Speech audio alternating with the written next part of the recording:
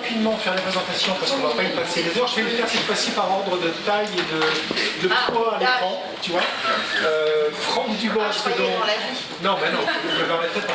Franck Dubosc, donc, marin de papa de Nemo. Ensuite, ça doit être Hank, le poulpe, donc Philippe Lelouch.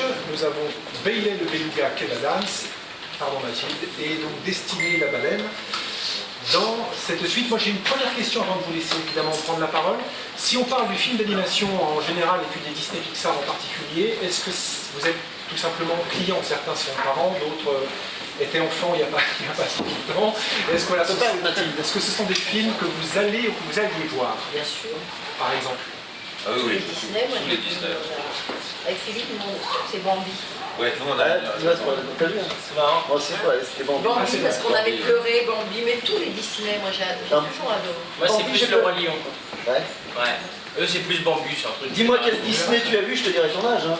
Ouais, c'est ça. Quel est ton premier Disney? Non, je te mais dirai. même Blanche-Neige, même... Mais dis donc, t'étais un peu jeune pour Bambi, toi, ma chérie. Bah non. Pourquoi Bambi? J'avais 4 ans, moi.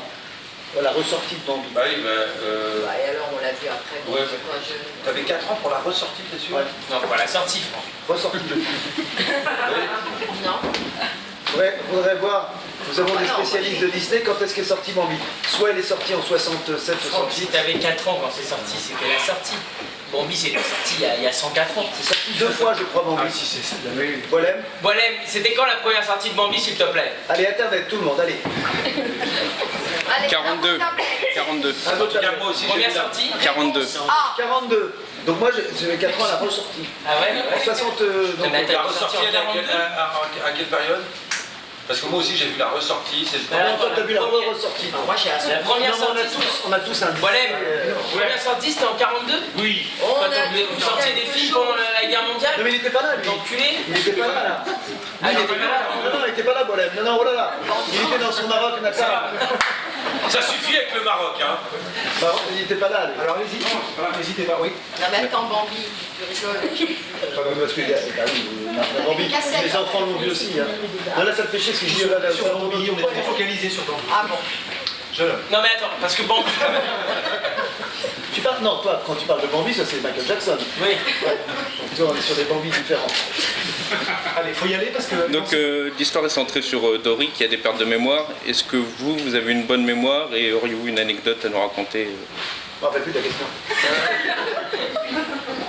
Non, bah oui, la mémoire, c'est quand même un outil qui nous fait travailler. Donc, on a plutôt bonne mémoire pour les choses qui nous... Je pense que comme tout le monde, moi, je sais que je suis capable d'avoir une mémoire très sélective. Je me souviens assez mal des choses qui m'emmerdent, qui m'ont emmerdé, ou qui me... Et je retiens facilement ce qui me plaît. Par exemple, en cours, j'oubliais facilement les cours de maths. C'est un truc qui était pas mon... Voilà, et j'étais plutôt attiré par les matières littéraires. Ça, c'était pour faire une anecdote personnelle. Absolument aucun intérêt. Mais non, voilà, la mémoire est un truc qu'on fait travailler plutôt beaucoup. On a intérêt. Hein, parce que, voilà. Je suis d'accord avec le monsieur. Moi aussi.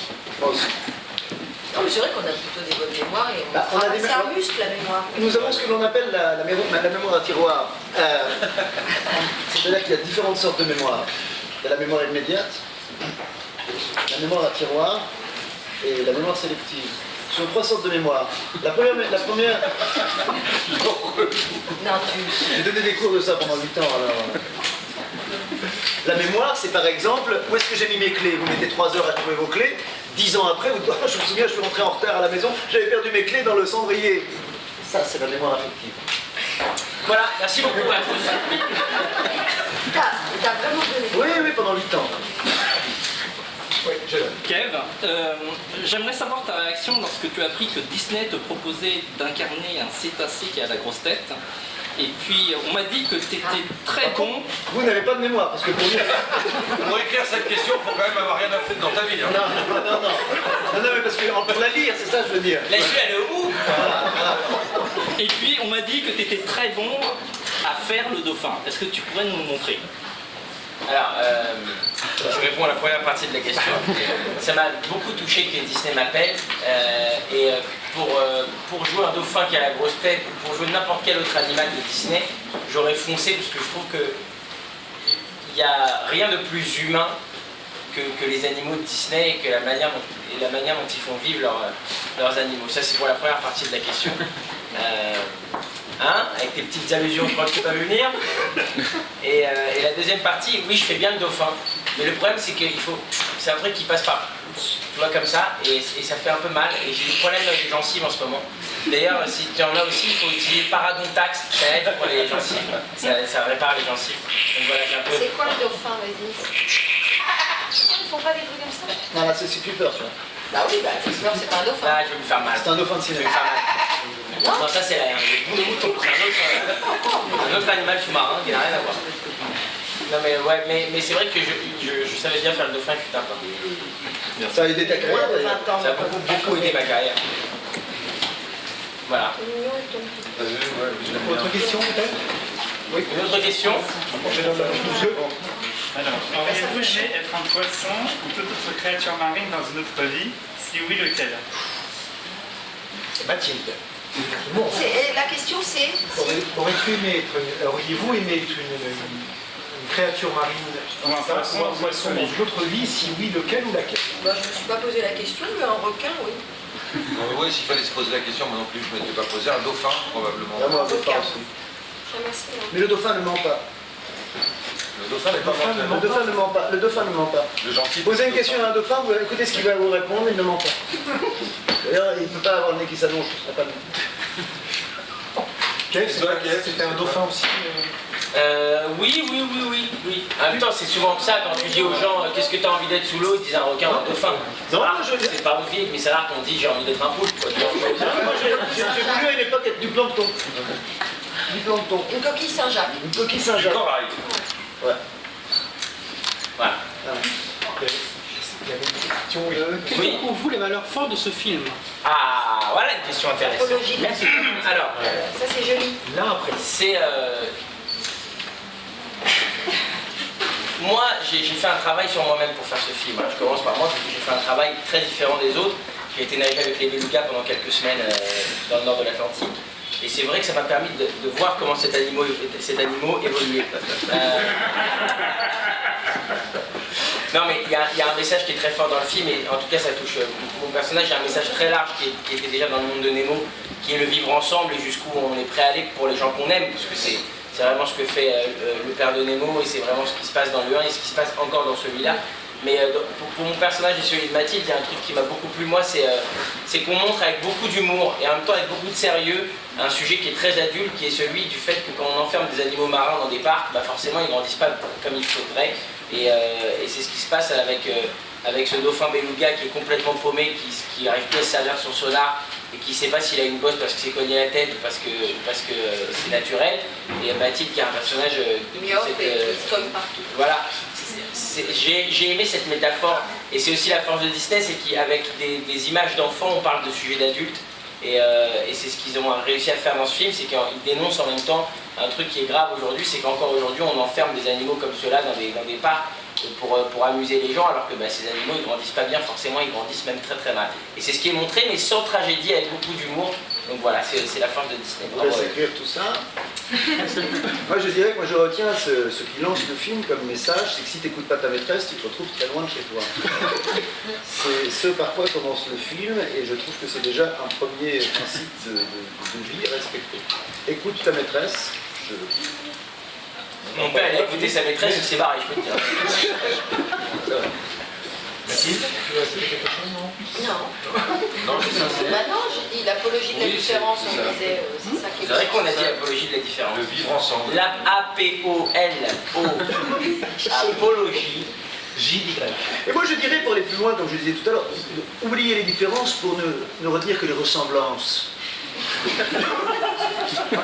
Et continuer à vivre avec nos ressemblances. Oui, en oubliant la différence, mais En oubliant nos différences. Oui, absolument. Oublions nos différences. Oui, mais, mademoiselle. Est-ce qu'on se sent plus libre de ne pas être à l'écran pour dans le jeu d'acteur Moi, Déjà, on peut travailler nu, ça c'est extraordinaire.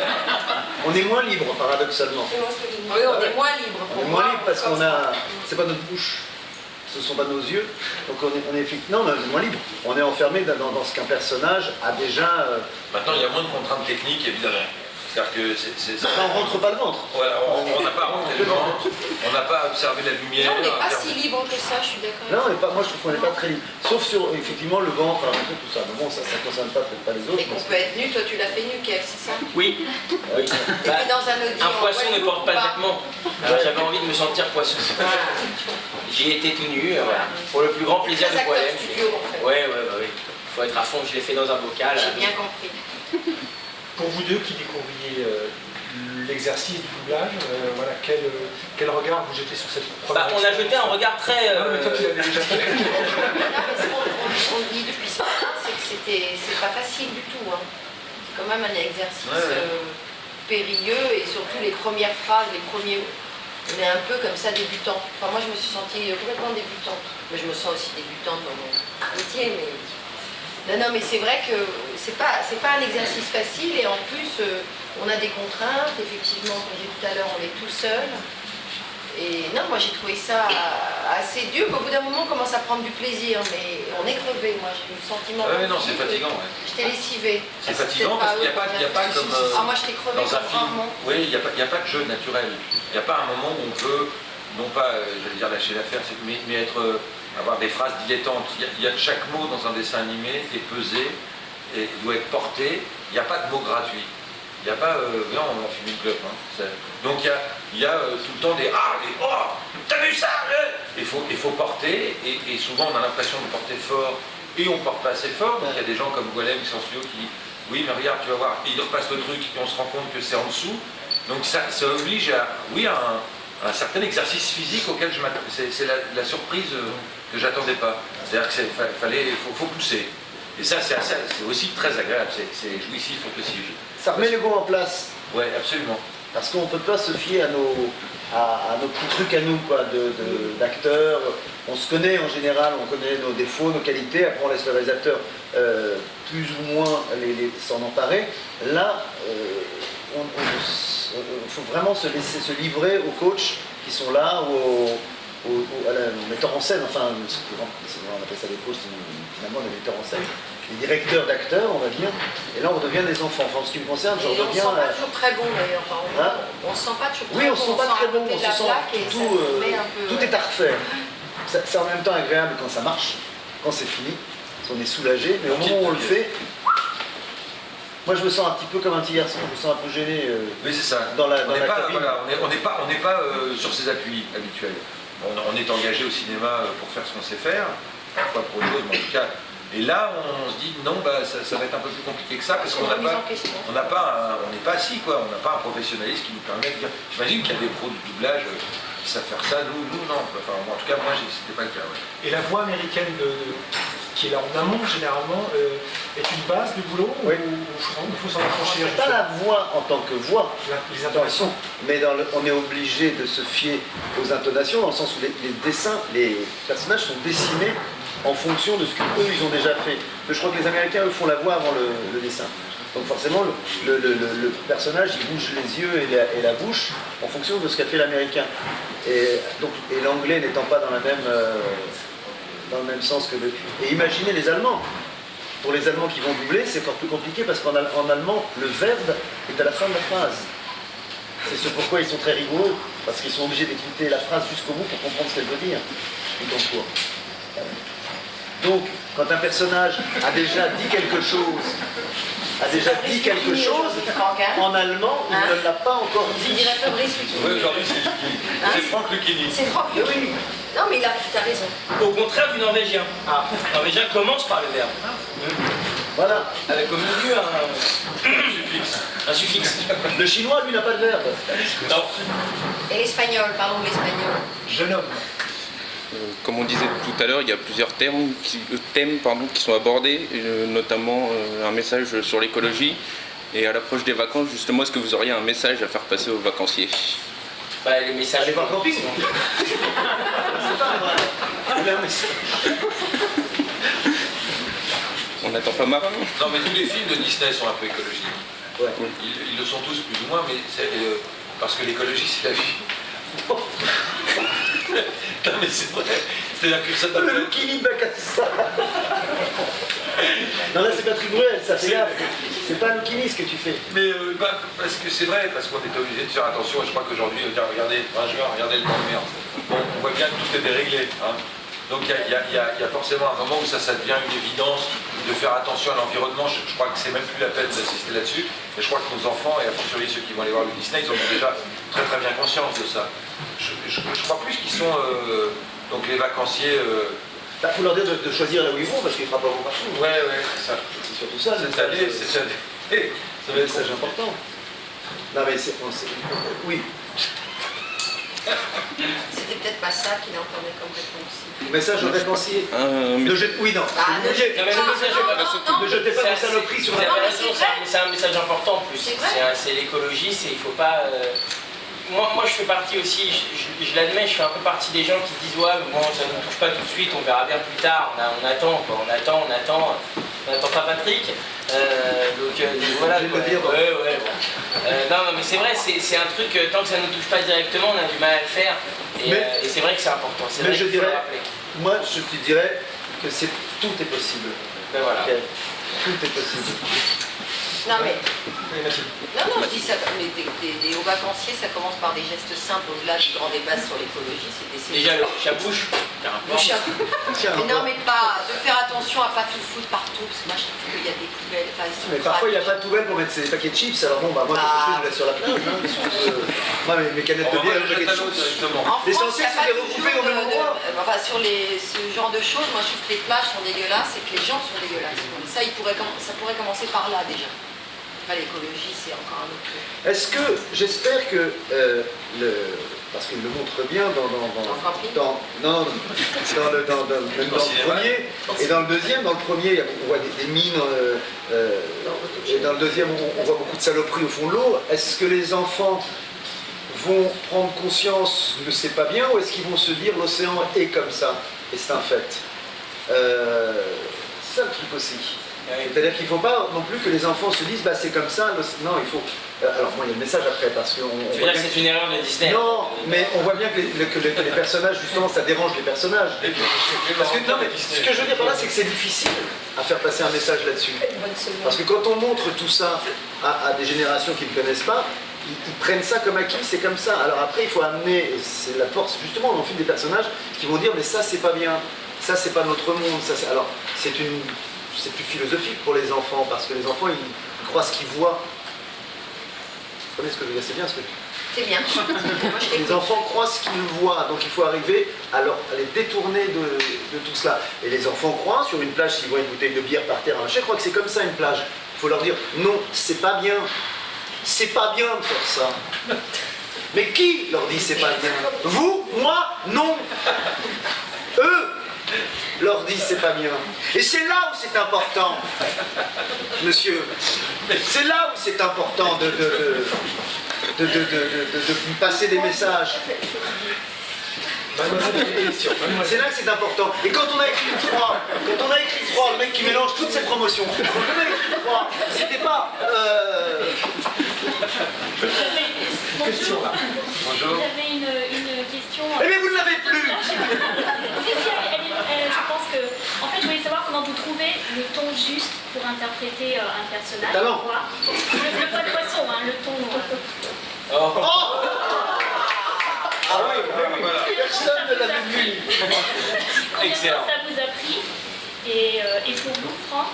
Moi, c'est le talent qui rentre en compte. Je voulais savoir si vous aviez revu l'épisode précédent, Le Monde de Nemo, pour retrouver la même voix. J'ai failli, et mon lecteur DVD est en panne, pour tout vous dire. Non, j'ai failli le regarder effectivement pour retrouver la voix.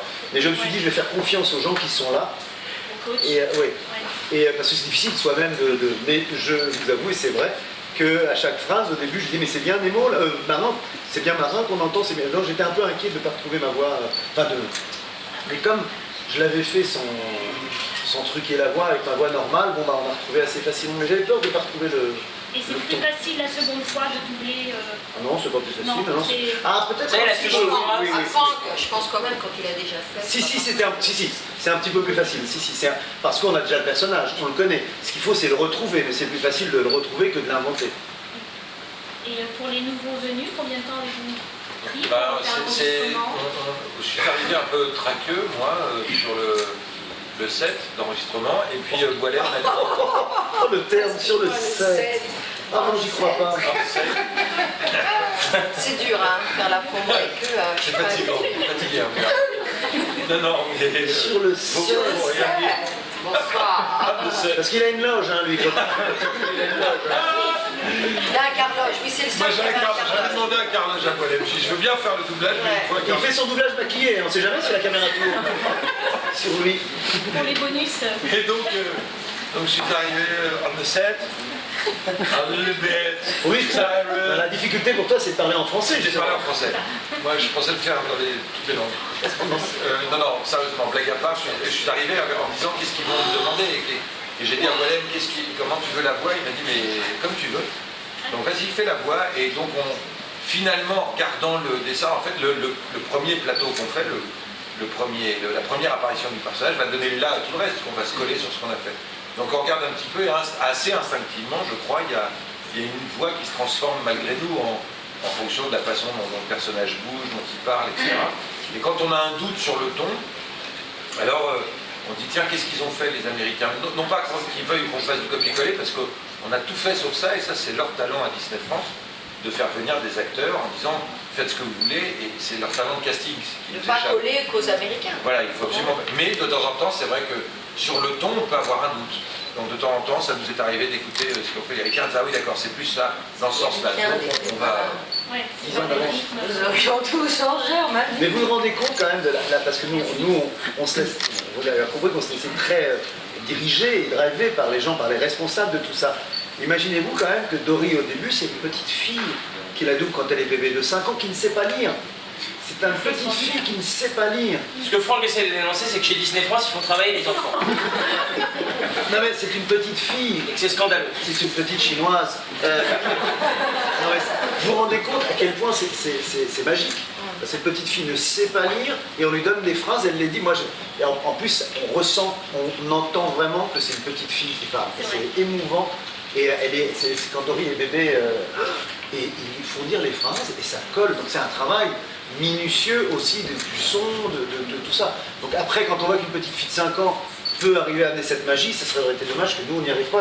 Moi quand on m'a montré ça, j'avais honte derrière, je me suis dit si j'y arrive pas, une petite fille de 5 ans elle a bien réussi. Ils l'ont fait travailler 12 heures par jour pour ça. Pendant 3 mois. Pendant 3 mois. Dans une cave. Et c'est une vraie petite fille. Donc justement, je vais savoir combien de temps ça vous avait pris. Ben c'était sur une journée au départ, et l'anecdote, j'ai pas honte, moi j'ai une extinction de voix en fait, parce que c'est très difficile à faire. Et que, on crie beaucoup. Hein. Ouais, ma voix elle n'a pas tenu, ce qui est étonnant, ce qui prouve bien d'ailleurs que c'est pas simple. Et donc je suis revenue une autre demi-journée, et du coup ça allait mieux. Parce que j'avais déjà eu l'expérience, j'avais moins le trac, j'étais plus à l'aise. Donc c'était sur une journée et demie, mais du boulot. Hein. Moi, ça m'a pris 10 minutes. Parce que t'es très bien. Ma voix est tenue. Et ta voix est jeune. Ma voix est jeune. Ma voix est fraîche. Mais tu es jeune. C'est vrai. Oui, moi pareil, 2 jours. J'avais 2 jours d'enregistrement. J'avais 23 jours. 23 jours. Une phrase par jour. Ça, les acteurs adorent dire leurs jours, même sur les tournages, parce que ça, c'est l'importance. C'est l'importance. T'as compté combien de jours sur ce film? Ouais. Ça va. J'en ai encore 8 moi. Ouais, c'est très important le nombre de jours. Non mais c'est vrai que c'est assez court à faire pour ce que ça représente à l'image. Puis quand je vous dis 10 minutes, c'est avec déjeuner inclus et tout ça. Hein. Et maquillage. Et le taxi, hein. Et le taxi, ouais. Le taxi, ouais. Il a commencé dans le taxi. On a le temps d'une dernière question. Peut-être quelqu'un qui n'en a pas posé, ouais. Tous les deux, vous Vous n'avez pas posé de questions. Vous avez le droit tous les deux. Par contre, vous avez bonne mine. Levez-vous. Vous êtes derrière le poteau. Vous devriez faire un tap dance. Parce que là, je ne vous vois pas. Si vous aviez pu jouer n'importe quel autre personnage du film, quel ça aurait été? Moi, j'aurais fait Simba. Là, j'ai pas entendu la question, Vous pardon. avez pu jouer un autre personnage du film, lequel aurait-il été? Bon, celui de Philippe Lelouch, il n'a pas de bouche. Simba, parce que j'aurais bien aimé chanter Simba, Simba, c'est c'est pas dans moi le film. le roi du royaume animal. C'est la première fois qu'on voit un roi avec si peu de poils. Vous avez compris pourquoi c'est pas lui qui l'a fait. Non mais dans tous les films de Disney. Non, dans celui-là. Non, moi je suis. Ah, j'aurais fait Simba, moi. Ouais, c'est moi Simba, c'est moi le roi. Moi, si ça avait moi, tous les films, ça aurait été le marin, dans le 1. Ah, moi, je suis très fier dans mon personnage. Puis je peux pas dire, par rapport à Disney, j'ai un contrat qui... Je n'ai pas le droit d'aller travailler ailleurs. Pendant 2 ans. Moi c'est définitivement, dans ce film-là, c'est le poulpe, Hank. J'adore mon personnage. Les gens ça se voit. Et Mathilde, toi, Moi c'est aussi. destiné... Bah oui, puisque j'aurais pu faire d'autres sinon. Ah, c'est dans ce film-là? Oui, dans ce film. Moi j'aurais fait Tarzan. J'aime bien Tarzan. Parce que il... Chanson aussi. Non, ouais, trop d'hommes. Two words, one family. Moi, C'est ça Tarzan, hein? j'aurais pris Simba, moi. Mais Simba est déjà pris par Kev Adams. Non, moi, j'aime bien mon personnage. Minute that you see. Ça n'a pas fait long, celui-là. S'il vous plaît, s'il vous Moi plaît. j'aurais manqué ça aujourd'hui. La dernière question. Est-ce que vous vous rendez compte que le succès de Disney repose sur peu de choses? Oui, c'est ça. C'est un choix. La dernière. Moi j'aurais aimé faire ce rêve bleu quand même. Non, Je n'y crois pas, c'est merveilleux. Tu vois, j'aurais adoré jouer Aladdin.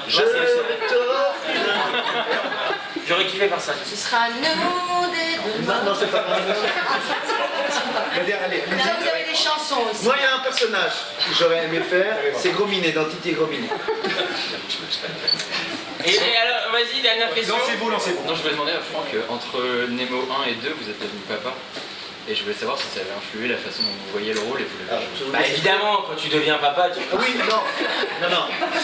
Moi, j'avais fait le 1 en me disant, si jamais un jour j'ai des enfants, ça sera... Pour eux. Ça sera pour eux. Bon, c'était mon côté pessimiste. Et j'en ai eu finalement la fatalité. Et maintenant, non, c'est très agréable Ça n'a rien changé. Parce que mon humeur, quand j'ai fait le 1, était pour des enfants que j'aurais éventuellement dans une vie future. Je les ai eus, tant mieux, et maintenant ils sont heureux de pouvoir leur montrer. Mais ils calculent pas que c'est papa. Marin, c'est marin, c'est pas papa, il n'y a rien à voir là-dedans, on voit bien qu'il n'y a pas de tête de derrière, là c'est petit en plus, mais non, ça n'a pas changé. Mais ils savent que c'est ta voix quand même. Oh non, ils croient que Ils sont un peu légers ces enfants. Ils croient que Kev Adams c'est ma voix aussi, hein. Ils croient que j'ai la voix tout, non, ils savent pas que c'est ma voix. Ils s'en foutent un peu.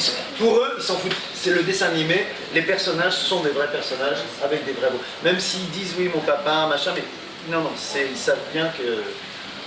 Non, c'est pas ils savent pour eux, c'est personne. Oh putain. Merci.